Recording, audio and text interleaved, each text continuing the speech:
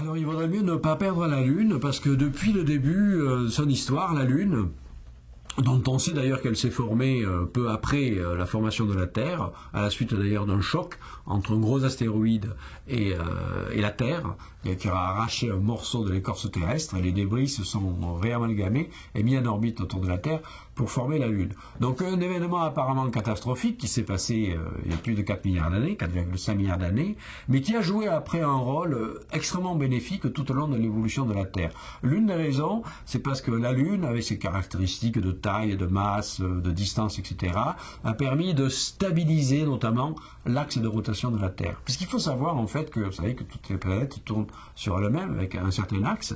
Vous pouvez croire a priori que ces axes sont à peu près fixes, perpendiculaires au plan de l'orbite ou légèrement inclinés, mais pas du tout. Il y a ce qu'on appelle dans le système solaire des perturbations gravitationnelles venant de l'ensemble de tous les corps du système solaire qui introduisent, sur le long terme certes, mais tout de même qui induisent ce qu'on appelle le véritable chaos, un chaos orbital. C'est-à-dire que donc les trajectoires, les orbites planétaires peuvent changer sur des échelles de quelques dizaines ou centaines de millions d'années, ainsi que les axes d'inclinaison des planètes. C'est par exemple la raison pour laquelle Uranus a un axe de rotation qui a complètement basculé de pratiquement 90 degrés.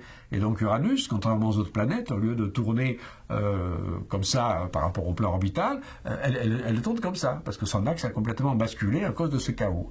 Eh bien, l'axe de la Terre ne peut pas basculer, ça a été montré par des calculs très, très complexes, grâce à la présence de la Lune.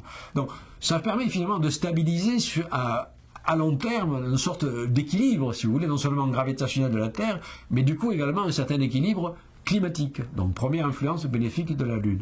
Deuxième influence, on pense davantage cette fois-ci aux vivants, c'est les marées. Les marées que la Lune exerce depuis le début sur les océans, ça fait quoi? Ça agite les masses océaniques. Et on se souvient que la vie, elle est apparue d'abord sur Terre, au fond des océans, il y a 3,8 milliards d'années. Et la vie est restée longtemps au fond des océans, sous forme des bactéries. Mais à force d'être brassée par les marées dues à la Lune, eh bien un jour la vie, ça n'a pas suffi, il a fallu d'autres processus, la théorie de Darwin, les mutations, tout un ensemble de choses. Mais grâce à ce brassage en partie, ça a aidé à ce que la vie se développe, se répande un peu partout dans l'océan, puis après un jour éventuellement commence à peupler, à sortir de l'eau et à peupler les continents. Donc on voit finalement l'influence extrêmement importante et bénéfique de la Lune.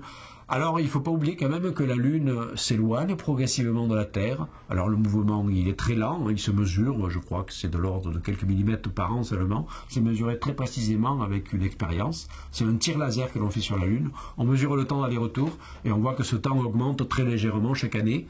Donc on le mesure en quelques centimètres d'éloignement. Et pourquoi la Lune s'éloigne de la Terre? Ben justement, on le voit à cause des marées.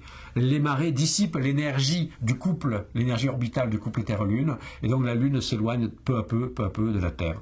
Un jour très lointain, dans des millions et des millions d'années, Homo sapiens ne sera plus là, il y aura autre chose qui le remplacera.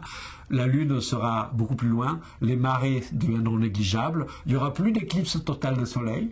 Souvenons-nous d'une éclipse totale de Soleil, c'est le hasard, la conjonction qui fait que la Lune et le Soleil dans le ciel ont le même diamètre apparent, alors qu'elles sont à des distances très différentes, elles ont des tailles très différentes, et les deux se compensent exactement. C'est le hasard des choses qui fait qu'actuellement, pour l'humanité d'aujourd'hui, on peut avoir de belles éclipses totales de Soleil.